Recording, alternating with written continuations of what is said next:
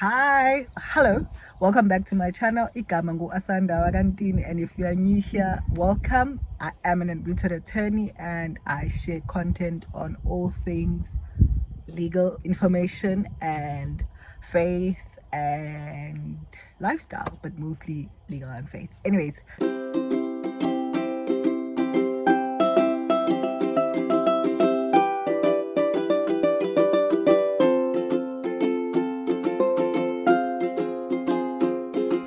continue, please do not forget to like, comment, and share this video with your loved ones. Today we are discussing something wild.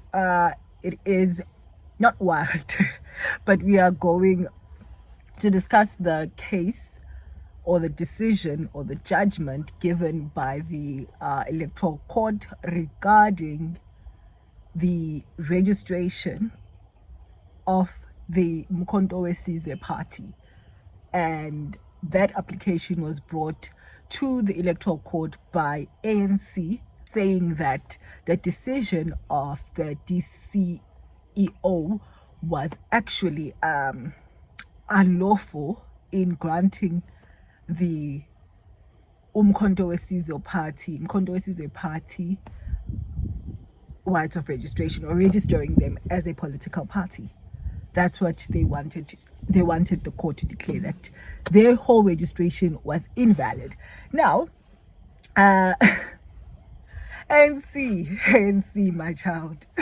Okay, not my child, but anyways, the ANC brought this application to court.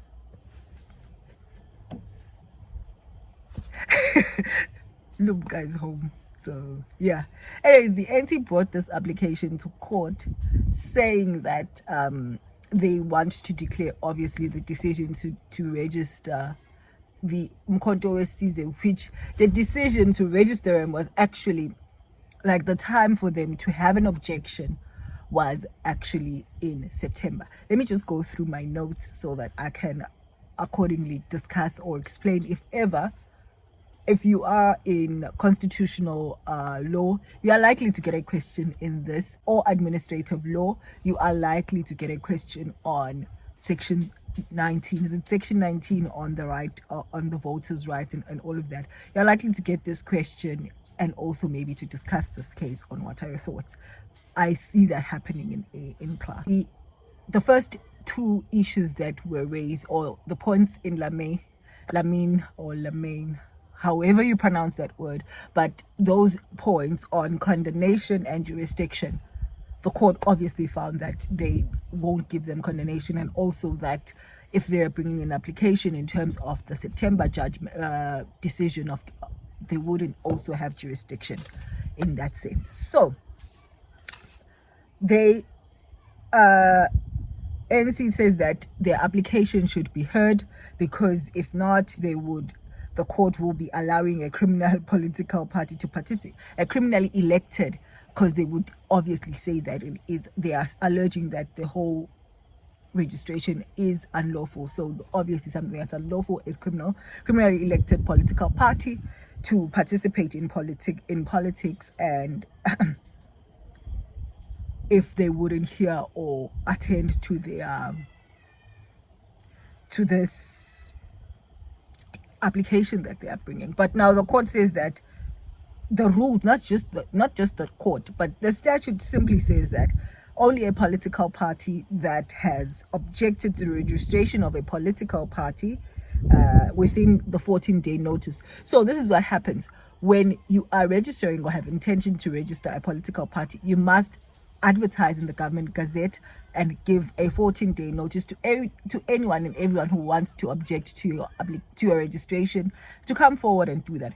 ANC didn't do that. I don't think they took the MK party seriously at that time, because that was around June or May, if I'm not mistaken.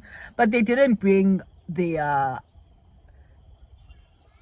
objection during that time. They thought it was just a thingy, it was just a vibe, not knowing that at some point one of their members is going to actually endorse this party. So I think that's why I'm not saying that's what happened. So then obviously the application was rejected the MK's application was rejected, and they were asked to make some amendments, which they did. And then they did, and then this amended thingy was accepted. Application was accepted. The ANC, the IEC didn't then say, okay, we want you to now start over the whole application. There's nothing in the act that says that you must start over the application of your registration, should it be that there are queries in your application and whatnot. And the IEC brought precedents and things that have done before, Guti.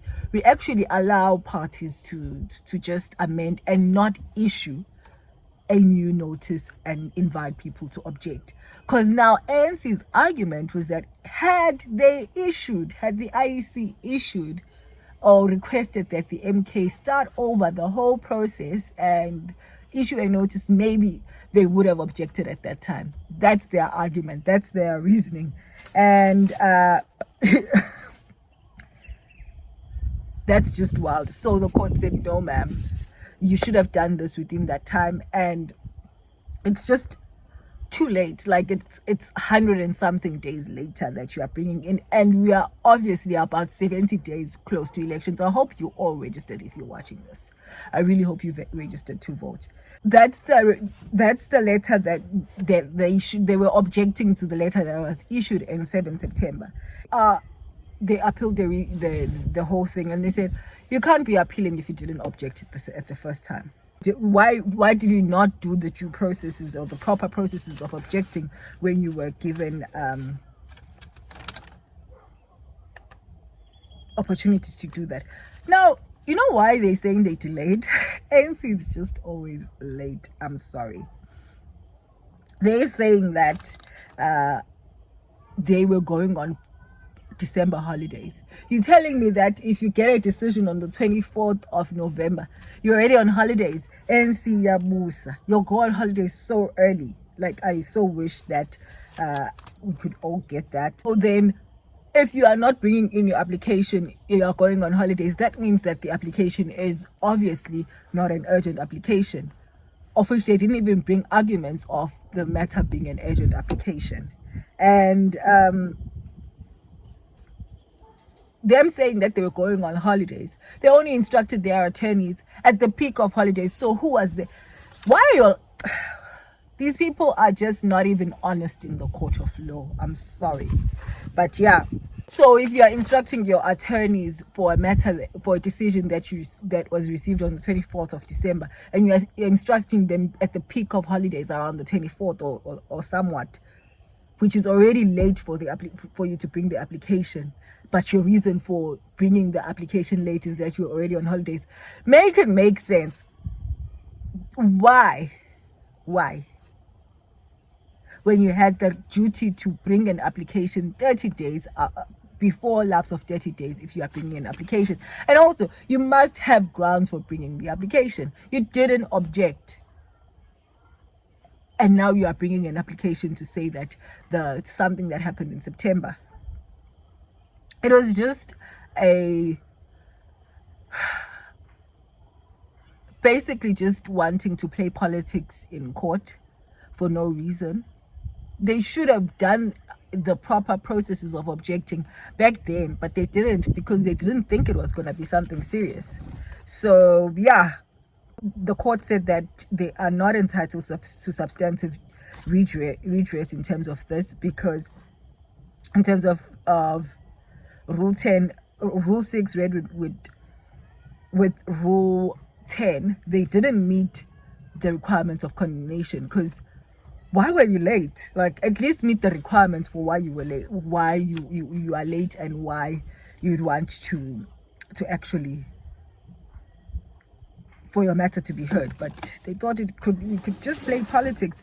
It's so frustrating to get an instruction. We are creatures of instructions as lawyers, but it's just like, why are you giving me instructions that are like this? But we'll accept the instructions. I'm sure that's what advocates say when they're receiving briefs, because people don't go to advocates, they go to attorneys. So the court in terms of jurisdiction further said that the forum of the IEC court was wrong if we are bringing in the matter of the 7th September. If you are bringing the application for 7th September, it would be a wrong forum, as you want the court to review the decision. But they were not bringing that one because they didn't meet the requirements to bring it on review, because they didn't object. The court specifically said that when you guys failed to object, you were then non-suited. You didn't have the right to now review the matter. It says that then they cited the Electoral Act, which says that it doesn't make provision for a third party to an impugned decision for a party registration after the time period is set. It's only those who are objected who can go and bring the matter or the decision for who have objected, and then obviously their things were disregarded, can bring the matter to the IEC court for review. But they only brought a matter on appeal in November and got a decision in November, and that decision they couldn't bring to the court because they didn't obviously meet the first requirements of objecting. They still don't meet them even now. Then on merits, where the requirements for the application for the registration actually met, that was just straightforward. The registration requirements are stated in section 15(1) of the Act, and it doesn't say or give an indication that the application can be brought in parts or in segments as the ANC is alleging. It just says that an application, it doesn't state that if your application is amended, because if you are bringing an application, any application, let's say you are bringing an admission application as a candidate attorney, and there are certain things that are missing or there are certain objections, and they don't say redo the whole thing.